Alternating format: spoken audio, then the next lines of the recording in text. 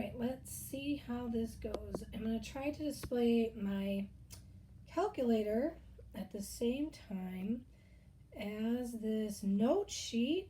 So it's very little bit here so that we can do both at the same time.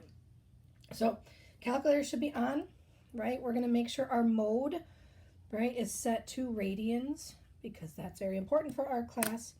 And then you can hit second mode to quit out back to your home screen. We're going to work today on finding derivatives, storing values, finding intersections to solve equations, etc., etc. So in this first one, it says the position of a particle. Oh, I should go back to the actual directions where it says all answers should be accurate to 3 decimal places, and we have to show the work that leads to our answer. So remember that on the AP test, if it is such that you can use your calculator, you have to write down the accompanying work that goes with what your calculator did. Okay, so it says the position of a particle is modeled by, hopefully you can read that, S of t equals, nope, what is that, t cubed? Let's see. S of t equal to 2t squared, square root of t cubed plus 4, and we're supposed to find the velocity at t equals 1.2. So, how do I get out of this? Close.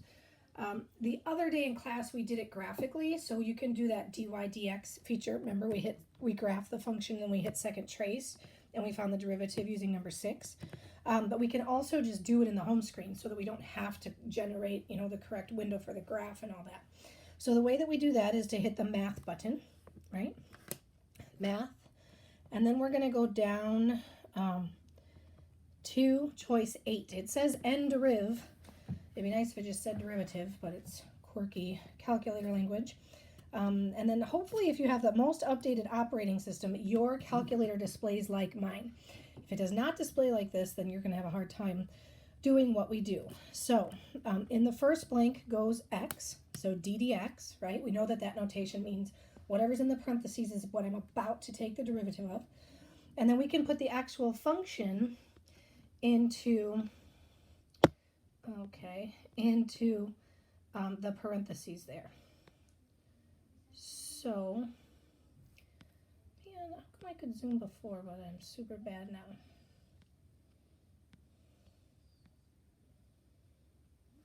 Oh my god, is it so painful watching old people try to do tech? Okay, found it. All right, so I'm going to type in, I'm not going to use t's because the calculator normally recognizes x's, right? So I'm going to type in 2x squared times the square root of x cubed plus 4. And then I'm going to use my arrow key to advance over here because this is the moment where it wants me to tell it what x value to plug in. So if you remember from this particular question, it said at t equals 1.2. So I'm typing 1.2 in there, and then boom, I get this value. Okay, so now I'm going to go ahead, I'm going to write that value and show my appropriate work. So in number 1 here, I'm going to write s prime of 1.2 and then equals, right? And then I'm just going to jot down 14.087. It's got to be 3 decimals. That's the only correct answer to this question. You would not get any more points. They would not accept any other answers because there's no truncating or rounding discrepancy between these 3 decimals and if we went to a 4th one. Number 2 says the position of a particle is modeled by S of t equals, who can read that? Sine cubed x over x. Find the average rate of change of the position of the particle. So if you remember, we had the average rate of change, right, is just the slope. So I'm going to write down s of 2 minus s of 1 all over 2 minus 1, right, which is literally just dividing by 1. So technically this is just s of 2 minus s of 1. Okay, I want to introduce to you the idea of using this y1 notation. So I'm going to put into y1 the function of sine of x cubed divided by x. Okay, so now that's in y1. And then I'm going to hit second mode to go back to my home screen. And then I'm going to go through a series of calculations to use function notation to calculate s of 2 minus s of 1. So I'm going to hit this vars button that stands for variables. If I hit variables, across the top I have a menu. I want to go to y variables. We're in function notation, so I'm going to hit enter. And the function that we're choosing is number 1, y1. So if we hit that, I can just type in y1 of 2, which in this case represents s, right? Minus, and then those keystrokes again.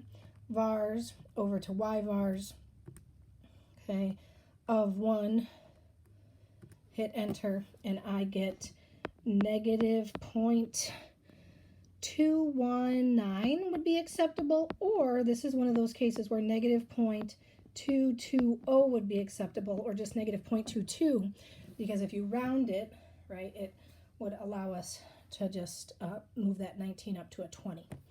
Okay? All right. Question 3 says, what's the instantaneous rate of change of f of x equal to tangent squared x secant x at x equals 4? So this is very similar to question number 1 in that it's just asking us to take the derivative. So I'm going to do this again using math 8, right? That's the shortcut to the derivative, d dx. I want to make sure we know how to input this. So tangent squared of x, our calculator sucks in that you can actually write it like this, tangent of x with the parentheses closed and then squared.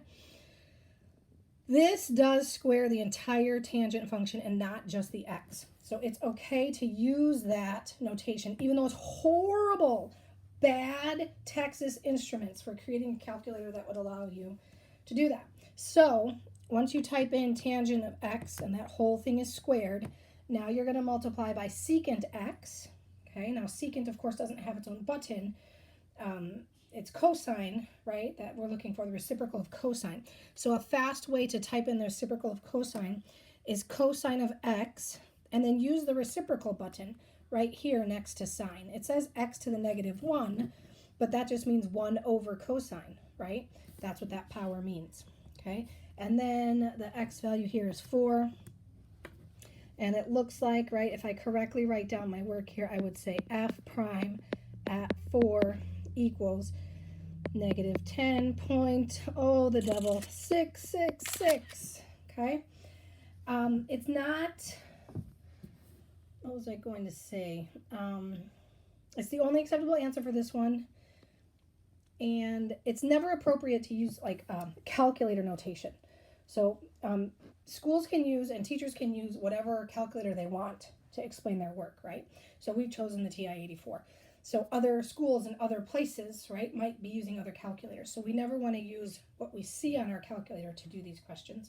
We just want to use standard calculus notation that we've been learning in class.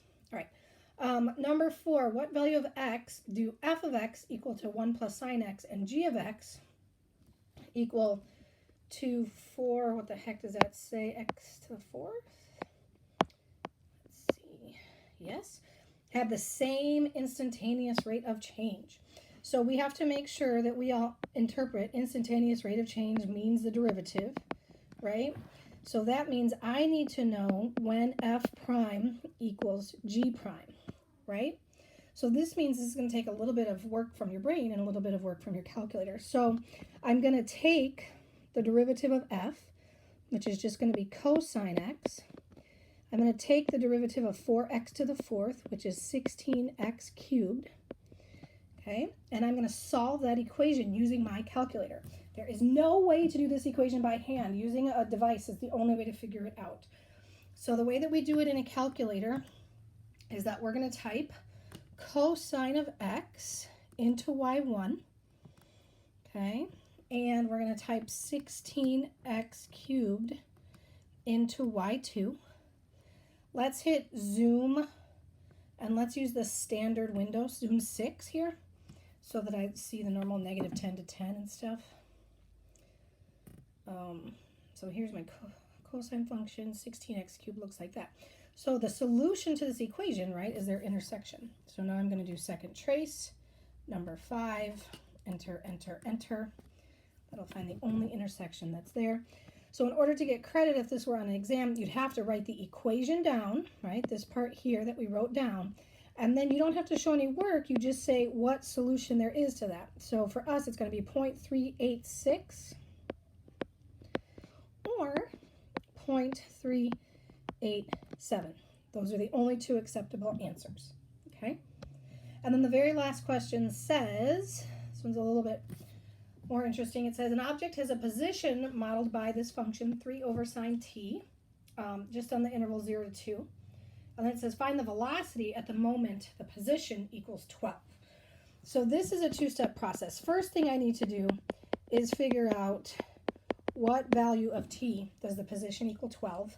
Then I am going to store that number to make my calculation off in part 2, where I actually find the velocity, right? Which is s prime at that stored value, okay?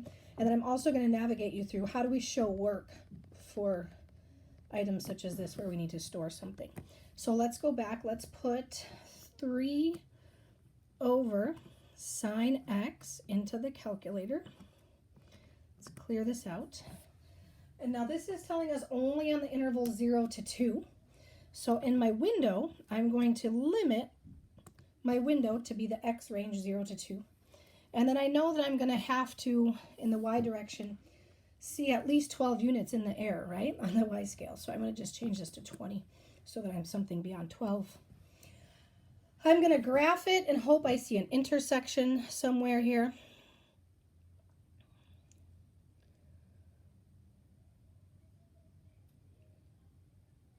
Did you see an intersection? I didn't see an intersection. Did I type in 12? Oh, I never typed in 12. So let's make sure 12 is in y2 because that's how we solve equations, right? So my intersection is here. So second trace number 5, enter, enter, enter. Okay. So what I'm going to do when I write down this solution is that I'm not just using 0.252 or 3 in my work, right? I am using 0.25268 and then dot, dot, dot, it trails off. And then what I'm going to do is store that in value A in my calculator so that I don't get the wrong answer by rounding in the middle of my problem. So since it says x equals 0.25 blah, blah, blah, if you just quit immediately and you type in x, right, that's the last value that your calculator knows that x was, because that's the last task we asked it to do. So I'm just going to type in x. I'm going to hit the stow button, which stands for store, and I'm going to use the alpha feature, right? Alpha A, right? That little green A is what I'm storing. And now I've got that stored in A. Okay? So now when I put my work here for part 2, when I take the derivative, I'm writing that I am doing s prime of A, right? I am finding the derivative at that value, not just at 0.252, right? A truncated value. So now I can do math 8. I can type my function in here again, which was 3 over sine x. And then here, right, I'm typing in alpha A. And then my solution here is negative 46.476 would be an okay answer, or negative 46.477 would be an appropriate answer. You notice if I did that entire problem and I did not use the entire decimal of A, let's say I just used 0.252, right? My answer is off by quite a bit. So it's very easy to tell, like on a grading perspective, if you use the storing feature or not. Okay, all right.